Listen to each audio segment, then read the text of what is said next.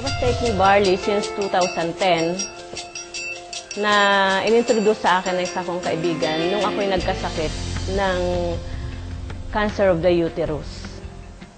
In 2010, August, that was August 25, nang bigla akong nag-bleeding na hindi ko alam kung bakit dahil hindi ko naman alam kung may diferensya ako o wala. Then, nung ako'y pumunta sa doktor, nalaman na meron akong tumor sa uterus. Okay, so, habang piniprepare ako for operation, habang ako'y kiniklearance ng mga laboratories, it takes 1 week. But nung last laboratory ko na beta-HCG, dumating ang result nung time na ako'y uoperahin na sana. Kaso, napakataas ng beta-HCG ko na almost 500,000. So, hinarang ng aking doktor ang pag-opera sa akin, hindi natuloy. So, instead na operation, ay nag-take ako ng chemotherapy. On my first session ng chemotherapy, marami ring nakaalam na ako ay may cancer na. So, mas mabilis pa sa cancer din kumalat ang balita sa mga kaibigan, kamag-anak. So, ang daming dumating sa amin na mga ino-offer nila ng mga food supplements. Ito magaling si ganito, magaling yung ganito, nakakagaling ng cancer. So, I tried those. Marami akong na-tried nung first session. Pero, after ng first session ko ng chemotherapy, nang nilaboratory ako, nabawasan man ang aking beta-HCG, it's only 60,000. So, natuwa ang doktor, pero ako hindi masyado kasi gusto kong gumaling agad. Nag-introduce na sa akin ng green barley. Ngayon, hindi na ako naniniwala sa mga food supplement dahil makulit yung nagdala sa akin. Iniwan yung 3 bote. Sabi, pakiinom mo yan kahit walang bayad, okay lang. Pero once na gumanda ang pakiramdam mo, magpa-member ka at bumili ng 1 box. Sabi ko, di sige. Nung time na yon, na second session ko, mahinang-mahina na ako and I lost 10 kilos. Na dating 65 kilos, naging 55 kilos na lang ako dahil hindi nga ako makakakain gawa ng side effects ng chemotherapy. Tiningnan ko at binasa yung mga flyers na iniwan din sa akin. Sabi ko, ay ang green barley pala ay hindi gamot kundi pagkain. So ito ang aking kailangan. From that time, ininom ko yung 1 bote.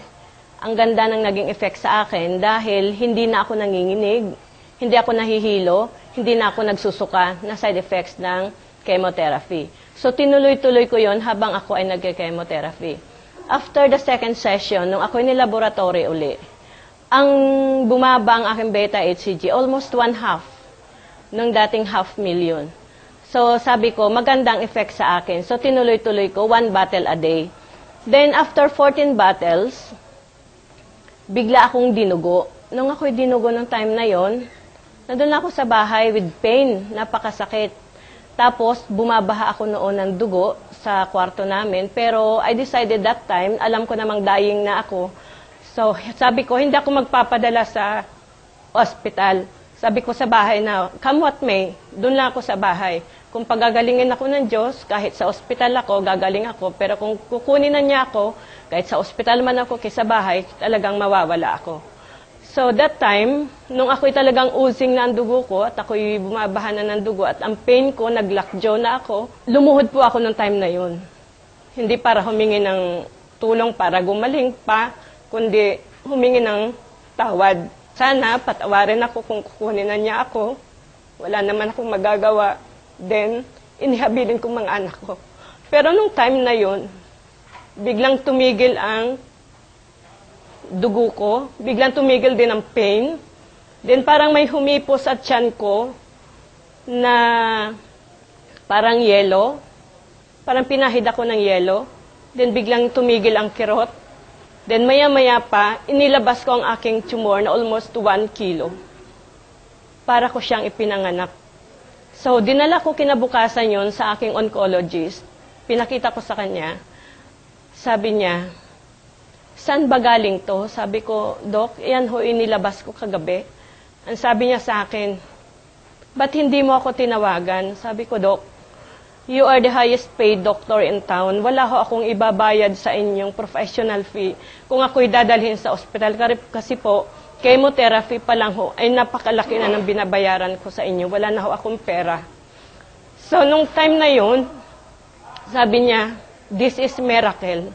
Kasi ang tumor ay inoopera, then kinekemo. Pero sa'yo, lumabas.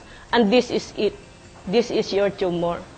So lahat ho yun, the following day may lumabas pa ho na parang mga atay ng manok, mas marami pa. Then nang nilaboratory uli ako, bumababa ng pababa ng aking beta HCG, mga cancer cells. Then March 2011, na-declare ho ako na cancer-free, 0 na ho. So yun ho ang nagawa sa akin ng green barley.